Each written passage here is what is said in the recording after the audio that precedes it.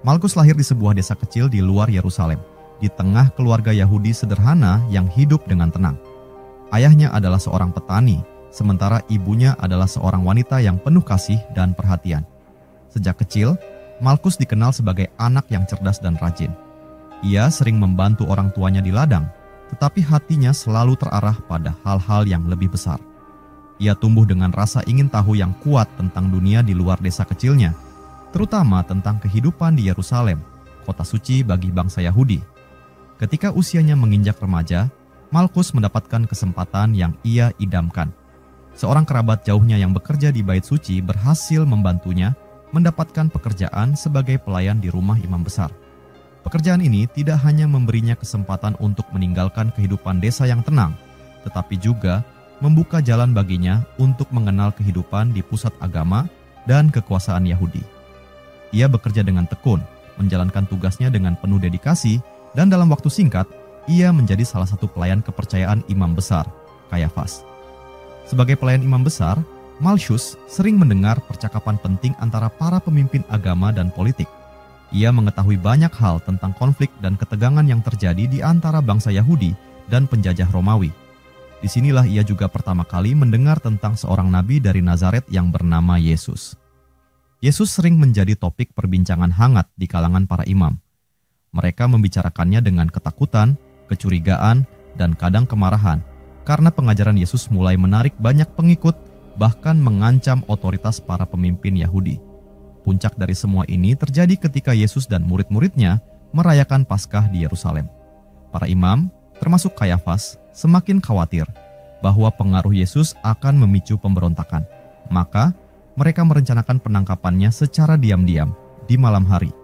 Malkus, sebagai pelayan setia, diberi tugas untuk menemani pasukan yang akan menangkap Yesus di Taman Getsemani. Malam itu adalah malam yang akan selalu dikenang oleh Malkus sepanjang hidupnya. Bersama rombongan prajurit dan pelayan lainnya, ia berjalan di bawah cahaya rembulan menuju taman tempat Yesus sering berdoa. Ketika mereka tiba, suasana begitu tegang. Yesus tampak tenang meskipun mengetahui bahwa ia akan segera ditangkap. Namun, yang mengejutkan Malkus adalah tindakan salah satu murid Yesus, seorang nelayan bernama Petrus. Dalam kepanikan, Petrus mencabut pedangnya dan menyerang, memotong telinga kanan Malkus. Rasa sakit yang luar biasa langsung terasa dan darah mengucur deras dari lukanya. Namun, dalam sekejap, segala sesuatu berubah. Yesus, yang seharusnya menjadi tahanan, mendekat dan mengulurkan tangannya ke arah Malkus. Dengan sentuhan lembutnya, ia menyembuhkan telinga yang terluka itu. Malkus merasa heran dan tersentuh oleh tindakan penuh belas kasih tersebut. Di tengah situasi penuh kekerasan dan ketegangan, Yesus menunjukkan kebaikan yang tak terduga. Malam itu, Malkus kembali ke rumah imam besar, namun hidupnya tidak pernah sama lagi. Kisah penyembuhan itu terus bergaung di dalam hatinya. Ia mulai bertanya-tanya tentang siapa Yesus sebenarnya.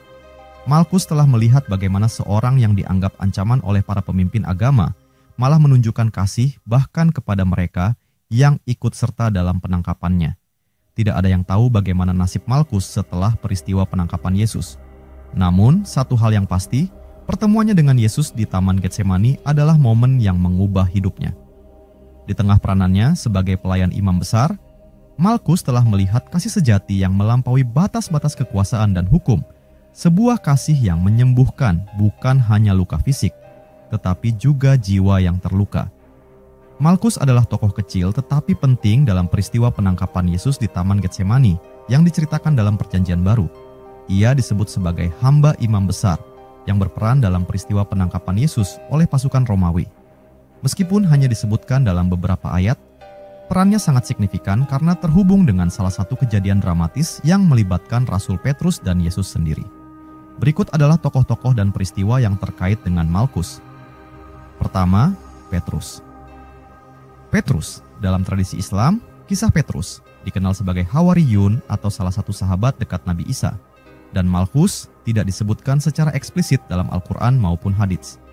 Namun, kita dapat mencoba membayangkan cerita ini dengan sudut pandang yang sejalan dengan keyakinan Islam, di mana Nabi Isa, Yesus, adalah seorang nabi yang diutus oleh Allah Subhanahu wa Ta'ala, bukan sebagai Tuhan, tetapi sebagai manusia yang membawa risalah kebenaran.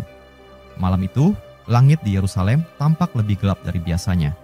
sebuah ketegangan melingkupi udara dan desas-desus tentang penangkapan Nabi Isa telah menyebar ke seluruh kota.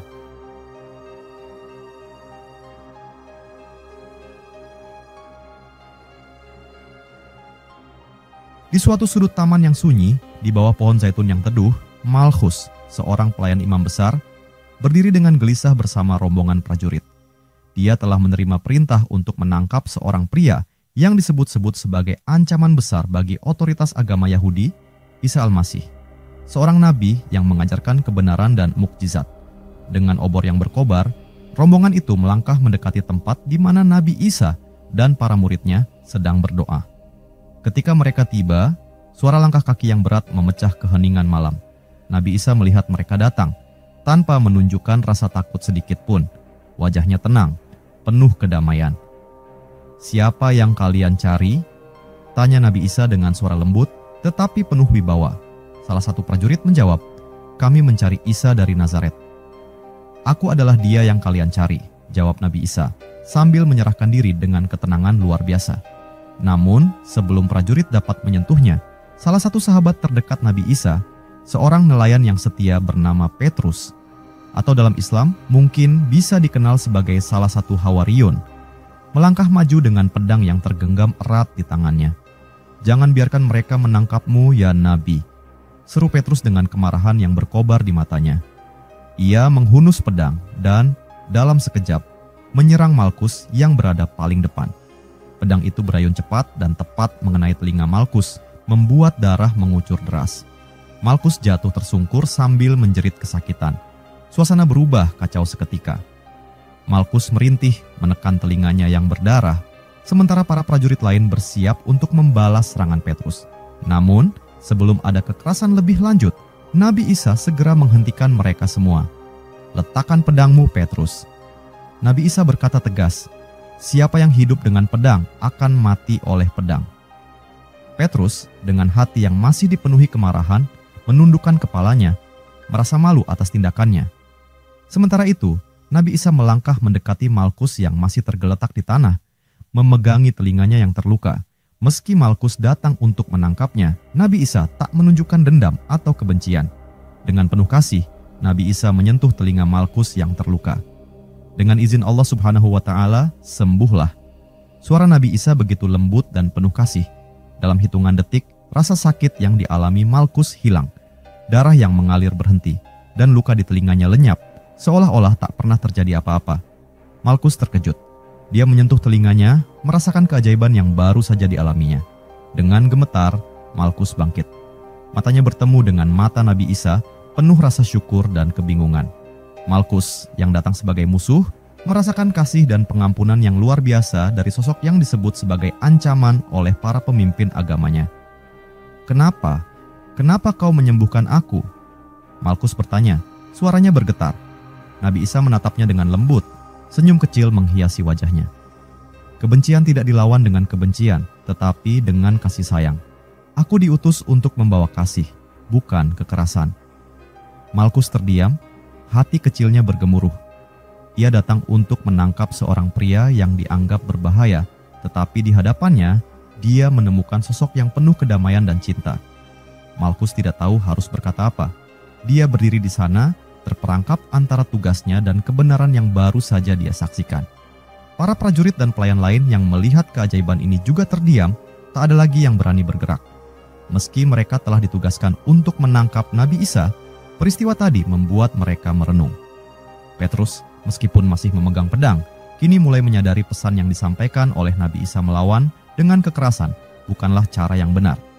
Dengan rasa malu dan hormat, dia memasukkan pedangnya kembali ke sarungnya. Malam itu, Malchus pulang dengan hati yang berbeda.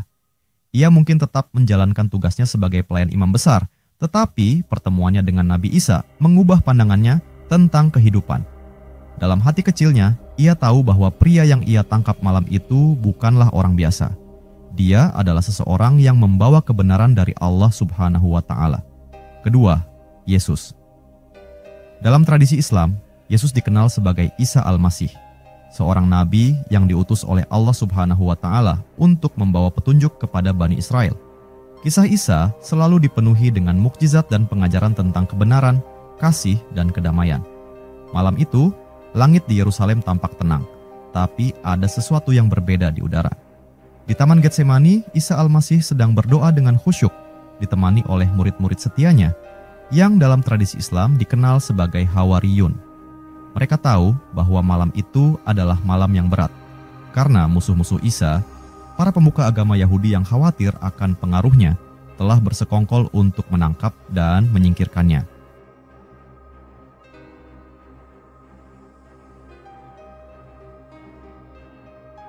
Isa mengangkat kepalanya ke langit, berdoa dengan penuh ketundukan kepada Allah Subhanahu wa Ta'ala, Sang Pencipta. Wajahnya dipenuhi dengan cahaya keimanan, meskipun dia tahu cobaan besar akan datang. Ya Allah Subhanahu wa Ta'ala, jika ini adalah kehendak-Mu, maka aku terima segala takdir-Mu. Jadikanlah aku kuat dalam menghadapi apa yang akan terjadi. Ujarnya lembut, penuh keyakinan. Tidak lama kemudian, dari kejauhan, cahaya obor tampak mendekat. Pasukan yang dikirim oleh para imam datang dengan penuh dendam, dipimpin oleh seorang pelayan setia dari imam besar. Namanya Malkus, seorang pria yang tidak mengenal siapa Isa sebenarnya. Bagi Malkus, Isa hanyalah seorang pemberontak, seorang yang membawa ancaman terhadap kekuasaan para pemuka agama. Ketika rombongan itu semakin dekat, Isa berdiri dengan tenang. Salah seorang dari mereka berkata, "Kami mencari Isa dari Nazaret." Isa menatap mereka dengan mata yang penuh belas kasih dan kedamaian. "Akulah yang kalian cari," katanya. Tidak ada sedikit pun rasa takut dalam suaranya, hanya ketenangan yang mendalam. Para muridnya, termasuk Petrus, dalam Islam, salah satu Hawariyun, menjadi gelisah. Mereka tahu bahwa bahaya akan segera tiba. Petrus, yang tidak tahan melihat gurunya ditangkap, segera mencabut pedangnya. Dengan marah, dia mengayunkannya ke arah Malkus yang berada di barisan depan. Pedang itu melukai telinga Malkus, memotong sebagian telinganya. Darah langsung mengucur deras dan Malkus jatuh tersungkur dengan rasa sakit yang menusuk. "Jangan!" seru Isa, menghentikan Petrus dengan tangan yang terangkat. "Letakkan pedangmu, Petrus. Kekerasan bukanlah jalannya. Siapa yang hidup dengan pedang akan binasa oleh pedang." Petrus terdiam, gemetar. Dia meletakkan pedangnya, merasa malu dengan tindakannya yang impulsif. Sementara itu, Malkus masih tergeletak di tanah, merintih kesakitan. Ia tidak mengerti mengapa dia harus diserang ketika dia hanya menjalankan tugas. Isa lalu mendekati Malkus. Meski Malkus datang untuk menangkapnya, Isa tidak menyimpan dendam sedikit pun. Dengan lembut, dia berlutut di samping Malkus, yang masih memegangi telinganya yang terluka. Mata Isa bersinar dengan kasih dan belas kasih. "Biiznillah, dengan izin Allah Subhanahu wa Ta'ala, sembuhlah," ujar Isa sambil menyentuh telinga Malkus dengan lembut. Dalam sekejap, luka di telinga Malkus hilang. Rasa sakit yang dia rasakan langsung lenyap, dan darah yang mengalir berhenti seketika. Malkus terkejut, matanya membelalak. Dia meraba telinganya, tidak percaya pada apa yang baru saja terjadi. Isa telah menyembuhkannya, meskipun Malkus datang sebagai musuh. Dengan suara yang gemetar, Malkus menatap Isa. "Mengapa? Mengapa engkau menyembuhkanku?" tanya Malkus dengan bingung. "Aku datang untuk menangkapmu. Aku datang sebagai musuhmu, tapi kau malah menunjukkan belas kasih." Isa tersenyum lembut dan berkata, "Aku diutus oleh Allah Subhanahu wa Ta'ala untuk menyampaikan pesan kedamaian dan kasih sayang. Aku tidak datang untuk membalas kebencian dengan kebencian, tetapi untuk membawa kebaikan. Semua yang terjadi adalah atas kehendak Allah Subhanahu wa Ta'ala, dan setiap jiwa yang membutuhkan pertolongan layak untuk mendapatkannya." Malkus terdiam. Hatinya yang tadinya penuh kebencian dan dendam perlahan-lahan mencair. Dia menyadari bahwa Isa bukanlah ancaman seperti yang selama ini dia percayai. Sosok yang ada di hadapannya adalah seseorang yang penuh cinta, yang menyembuhkan musuhnya alih-alih melukai mereka. Prajurit lain yang melihat kejadian itu juga terdiam, tak mampu berkata apa-apa. Mukjizat yang mereka saksikan di depan mata membuat mereka bertanya-tanya tentang siapa sebenarnya Isa.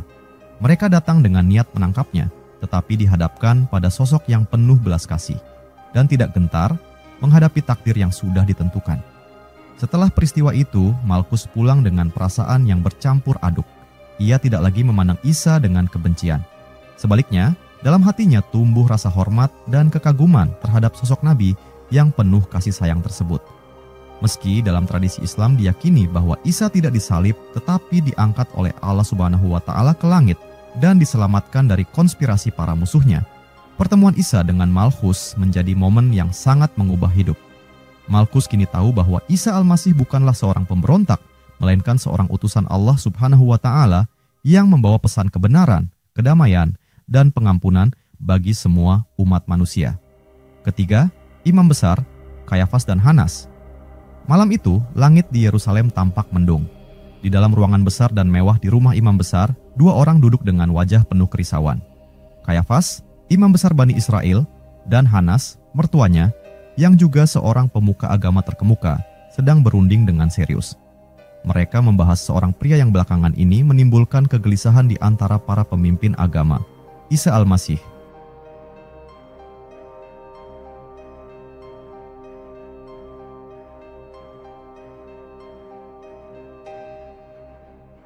Isa dari Nazaret, pengaruhnya semakin meluas, kata Kayafas dengan nada khawatir. Orang-orang mengikuti ajarannya dan mereka mulai meragukan otoritas kita. Hanas mengangguk, matanya menatap kosong ke arah jendela. Ini tidak bisa dibiarkan, Kayafas. Jika dia terus menyebarkan ajarannya, seluruh Bani Israel akan berpaling dari hukum-hukum yang kita junjung. Mereka akan melihat dia sebagai seorang nabi dan posisi kita akan hancur. Kayafas menatap mertuanya dengan sorot mata penuh tekad. Malam ini, kita akan menangkapnya. Kita sudah tahu di mana dia berada. Kita harus bertindak cepat sebelum dia menyebabkan pemberontakan.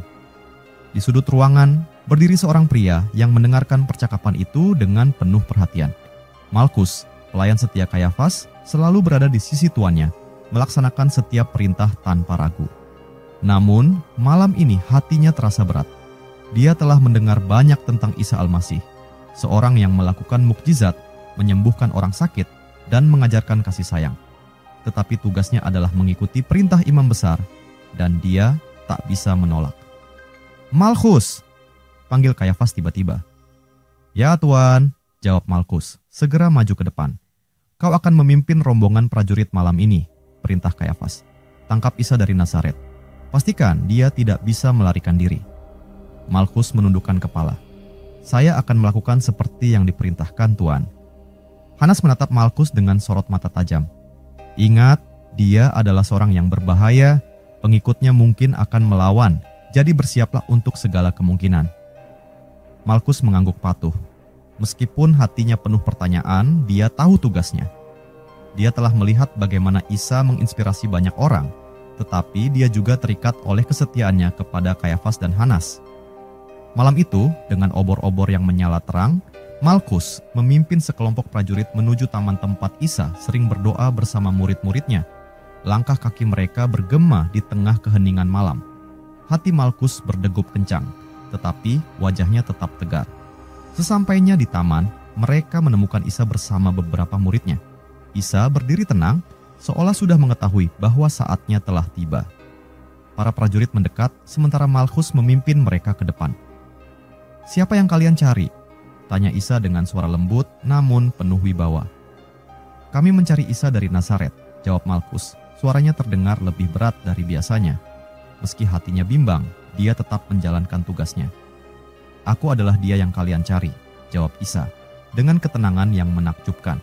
Sebelum Malchus bisa bergerak, salah seorang dari murid Isa, Petrus, mencabut pedangnya. Dengan cepat dan marah, dia menyerang Malchus.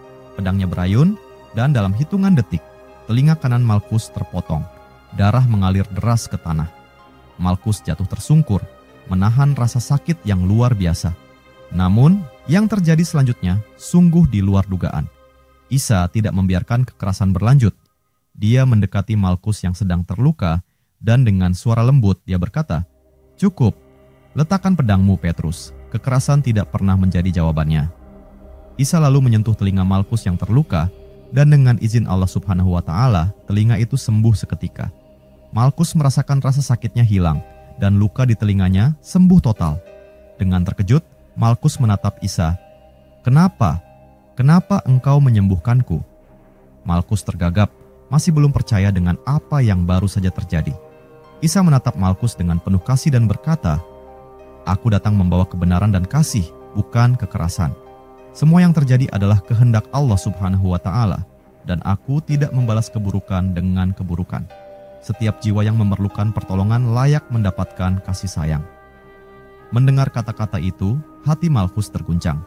Dia merasa bingung dan terharu. Pria yang seharusnya menjadi tahanan ini justru menyembuhkan musuhnya, menunjukkan cinta yang begitu tulus. Malchus mulai mempertanyakan segalanya. Apakah Isa benar-benar seorang ancaman seperti yang selalu dikatakan oleh Kayafas dan Hanas? Ketika Malchus kembali ke rumah imam besar, Hanas dan Kayafas segera bertanya tentang apa yang terjadi. "Apakah kau berhasil menangkapnya?" tanya Kayafas dengan nada penuh harap. Malchus menundukkan kepalanya, suaranya sedikit gemetar. "Ya, kami menangkapnya. Tapi ada sesuatu yang harus kalian ketahui." Malchus bercerita tentang bagaimana Isa menyembuhkannya setelah dia terluka. Wajah Kayafas dan Hanas menjadi tegang mendengar cerita itu.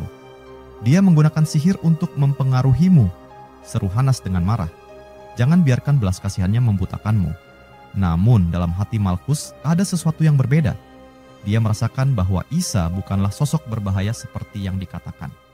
Meskipun dia tidak mengungkapkan perasaannya, malam itu menjadi titik balik dalam hatinya. Malchus kini tahu bahwa ada kebenaran yang lebih besar dari apa yang pernah dia yakini sebelumnya.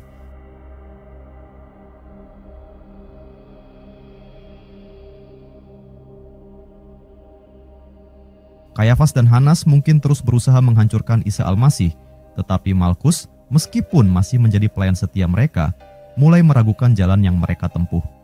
Di lubuk hatinya, dia tahu bahwa Isa adalah utusan Allah Subhanahu wa Ta'ala yang membawa pesan cinta dan perdamaian, jauh dari ancaman yang digambarkan oleh para pemuka agama. Keempat, peristiwa penangkapan Yesus di Taman Getsemani. Di dalam tradisi Islam, Yesus dikenal sebagai Isa Al-Masih, seorang nabi besar yang diutus oleh Allah Subhanahu wa Ta'ala untuk membawa risalah kebenaran kepada Bani Israel. Kisah Isa dipenuhi dengan mukjizat, dan dalam keyakinan Islam, Isa tidak disalib, melainkan diselamatkan oleh Allah Subhanahu wa Ta'ala dari rencana jahat musuh-musuhnya.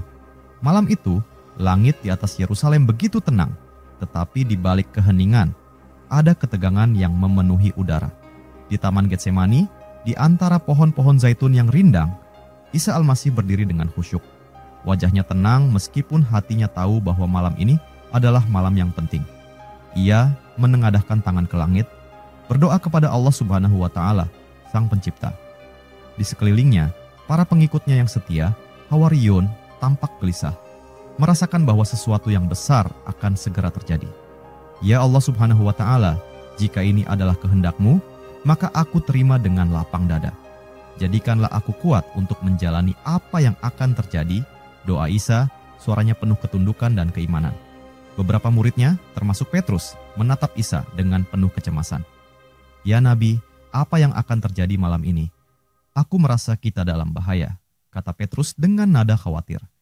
Isa tersenyum lembut kepada mereka. "Jangan takut, semua yang terjadi adalah kehendak Allah Subhanahu wa Ta'ala. Kalian harus tetap beriman dan tidak terpengaruh oleh apa yang akan kalian saksikan." Saat Isa berbicara, dari kejauhan terdengar suara langkah kaki dan cahaya obor yang menerangi kegelapan. Rombongan prajurit yang dipimpin oleh para pemuka agama mendekati taman dengan tujuan menangkap Isa. Mereka telah bersekongkol untuk menangkapnya secara diam-diam karena takut akan pengaruh besar Isa terhadap rakyat. Isa memandang ke arah para prajurit yang semakin mendekat. "Saatnya telah tiba," gumamnya pelan. Ia berdiri dengan tenang, tidak menunjukkan rasa takut sedikit pun. Ketika rombongan prajurit tiba, salah satu dari mereka, seorang pelayan imam besar bernama Malchus, berdiri di barisan depan.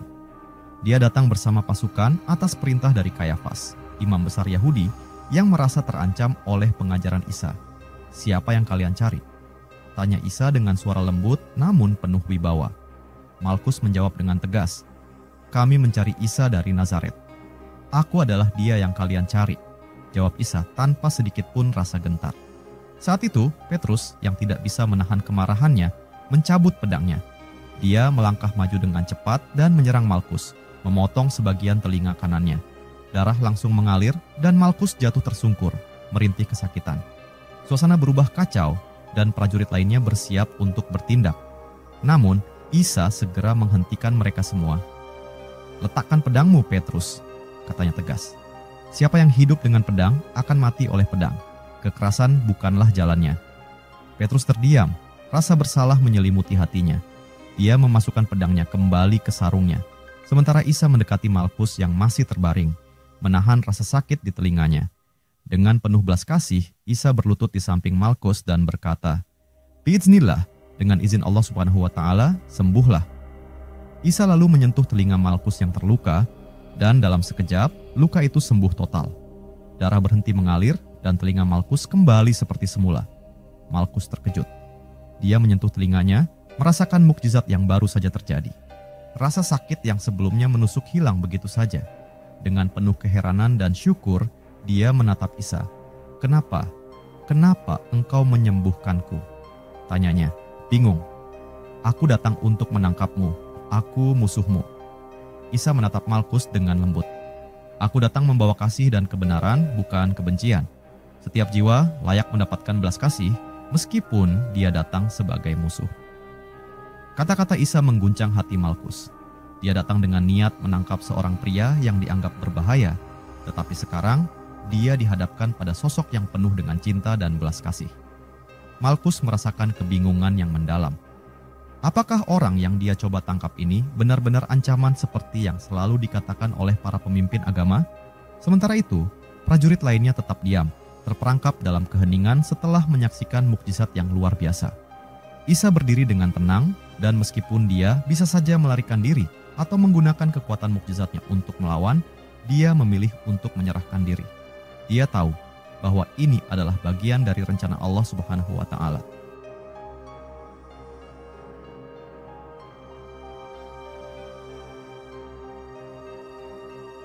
Namun, dalam perspektif Islam, Isa Al-Masih tidak akan disalib.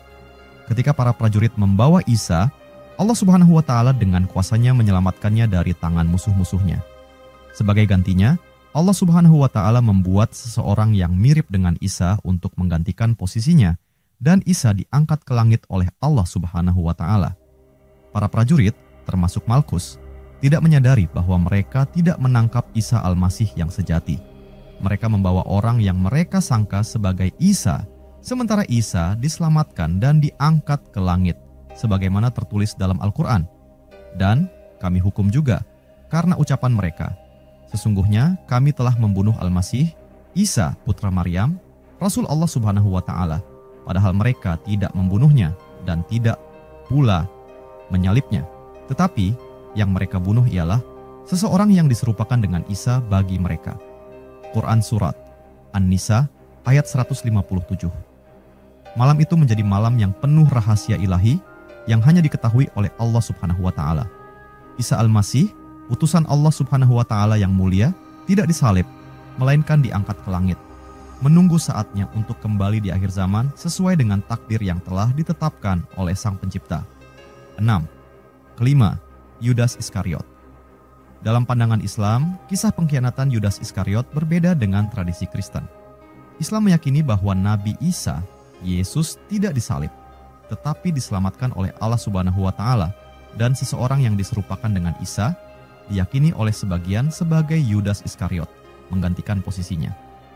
Tokoh Malkus, pelayan imam besar, juga berperan penting dalam peristiwa penangkapan Isa yang dalam tradisi Islam memiliki nuansa berbeda. Langit malam di Yerusalem gelap dan mendung, seakan memantulkan ketegangan yang memenuhi kota. Di balik tembok-tembok megah rumah imam besar Kayafas, dua sosok berdiri dalam percakapan rahasia. Salah satunya adalah Yudas Iskariot, seorang murid Isa yang telah memutuskan untuk mengkhianati gurunya. Di sampingnya berdiri Malkus, pelayan setia imam besar yang telah lama melayani para pemuka agama Yahudi dengan setia.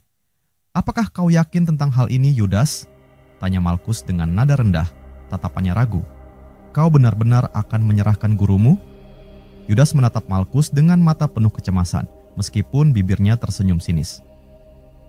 Isa harus dihentikan, dia terlalu berbahaya. Pengaruhnya pada orang-orang telah mengguncang para pemimpin, termasuk Kayafas. "Aku tidak punya pilihan lain." Malkus menghela napas. Dia telah mendengar tentang Isa Al-Masih, seorang nabi yang melakukan mukjizat, menyembuhkan yang sakit, dan membangkitkan semangat di hati rakyat. Namun, sebagai pelayan imam besar, Malkus terikat pada perintah atasannya. Isa dianggap ancaman dan Malkus harus menjalankan tugasnya. "Aku hanya ingin memastikan kau tidak mundur pada saat terakhir," ujar Malkus tegas.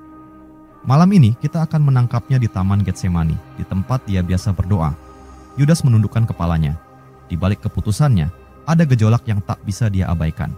Dia adalah salah satu dari 12 murid terdekat Isa, namun hatinya telah dikuasai oleh godaan duniawi. "Aku akan menunjuknya dengan sebuah ciuman, agar kalian tahu siapa dia," kata Yudas dengan suara pelan namun dingin. "Dan setelah itu, tugasku selesai." Malam itu, rombongan prajurit dan para pemimpin agama berkumpul. Malkus berada di barisan depan, memimpin mereka dengan hati yang berat. Yudas berjalan di depan, tangannya menggenggam erat sekarung kecil berisi koin perak, hadiah atas pengkhianatannya. Di bawah cahaya obor, mereka menuju taman tempat Isa biasa berdoa bersama murid-muridnya. Sesampainya di taman, suasana hening. Isa bersama beberapa muridnya sedang berdoa dalam keheningan malam. Yudas melangkah maju dengan langkah berat, dan Isa yang penuh kebijaksanaan telah menyadari kedatangan mereka. Isa menatap Yudas dan dengan tenang bertanya, "Apakah dengan ciuman engkau akan mengkhianati anak manusia?" Yudas terdiam sejenak, tetapi kemudian dengan tangan gemetar dia mendekati Isa dan memberikan ciuman di pipinya sebagai tanda bagi para prajurit. Malkus yang melihat itu memberi isyarat kepada prajurit untuk maju dan menangkap Isa.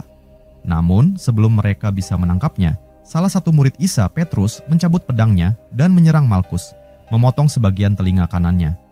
Malkus jatuh tersungkur, darah mengalir deras dari lukanya. Dia meringis kesakitan, namun pandangannya tetap tertuju pada Isa. Isa dengan penuh belas kasih menghentikan kekerasan itu. "Cukup sudah," serunya. Ia mendekati Malkus yang terluka dan dengan lembut menyentuh telinganya. "Dengan izin Allah Subhanahu wa Ta'ala, sembuhlah," ujar Isa. Malkus merasakan mukjizat seketika. Rasa sakit menghilang dan telinganya sembuh total.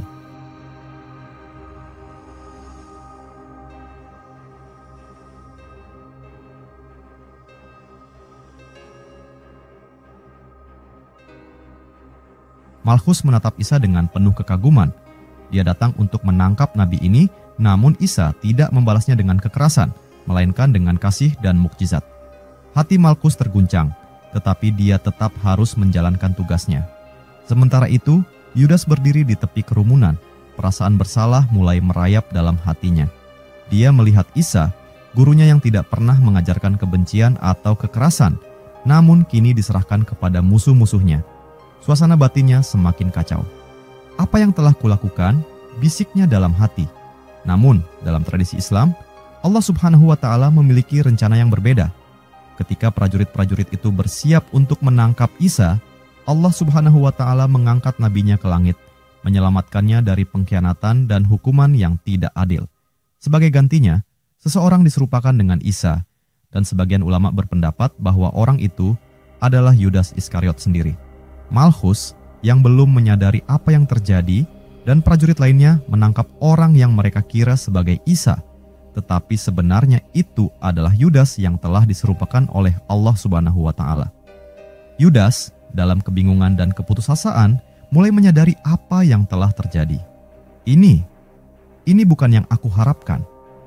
Yudas berteriak panik ketika para prajurit mengikat tangannya. Namun, suaranya tenggelam dalam kesibukan dan kegelapan malam. Wajahnya tampak seperti Isa dan tidak ada seorang pun yang menyadari bahwa Yudas kini menghadapi nasib yang seharusnya dia hindari. Hukuman untuk seorang nabi yang tidak pernah bersalah. Sementara itu, Malkus, meskipun hatinya diliputi keajaiban yang baru saja dia alami, tetap menjalankan tugasnya hingga akhir. Namun, malam itu mengubah hidupnya selamanya. Dia telah melihat kasih Isa secara langsung dan dalam hatinya, dia tahu bahwa pria yang dia coba tangkap adalah utusan Allah Subhanahu wa Ta'ala yang sebenarnya. Dalam keyakinan Islam, Isa tidak disalib, tetapi diangkat ke langit.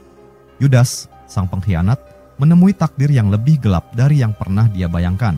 Sementara Isa diselamatkan oleh Allah Subhanahu wa Ta'ala untuk kembali lagi di akhir zaman, membawa kebenaran kepada seluruh umat manusia. Keenam, setelah penangkapan. Meskipun kisah Malkus berakhir setelah insiden di Taman Getsemani, dampaknya sangat besar. Penyembuhan telinganya oleh Yesus merupakan simbol belas kasih Yesus bahkan kepada mereka yang datang untuk menangkapnya. Tidak ada catatan lebih lanjut mengenai nasib Malkus, tetapi perannya dalam kisah ini menjadi penting dalam narasi penangkapan dan pengadilan Yesus. Dengan demikian, Malkus adalah tokoh yang secara tidak langsung menyoroti pesan utama Yesus tentang kasih dan perdamaian dalam menghadapi kekerasan. Kisahnya memberi gambaran tentang pertentangan antara respons manusia seperti tindakan impulsif Petrus dan ajaran cinta kasih Yesus yang melampaui kebencian dan kekerasan.